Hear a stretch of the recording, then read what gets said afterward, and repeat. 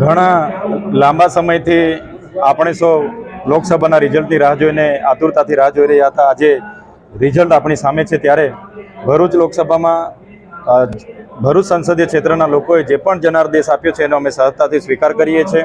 અને આ ચૂંટણીમાં આ વિસ્તારના લોકો, અમારા પ્રદેશના નેતાઓ, ઇન્ડિયા ગઠબંધનના રાષ્ટ્રીય નેતાઓ, તમામ લોકોનો ખૂબ સારો સહકાર મળ્યો. અમે ખૂબ સારી રીતે ચૂંટણી લડ્યા છે.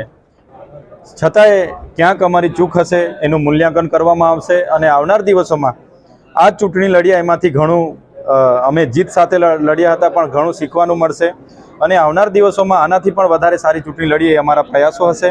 સાથે સાથે ભરૂચ લોકસભાના જેટલા પણ લોકો છે, અમે આજે પણ ધારાસભ્ય છે ત્યારે એમના પ્રશ્નોને વાચા આપવાનું કામ આવનાર દિવસોમાં પણ કરીશું. લોકોની વચ્ચે રહીશું, એમની સુખ દુઃખમાં રહીશું અને જે લડત અમારી જે ચાલુ હતી એ આવનાર દિવસોમાં પણ લોકોને ન્યાય આપવા માટે અમે આગળ વધાવતા રહીશું. અને જે પણ પરિણામ આવ્યું છે એનો સહજતાથી સ્વીકાર કરીએ છીએ અને આવનાર દિવસોમાં આનાથી સારા પરિણામ આવે એ પ્રયાસો અમારા રહેશે.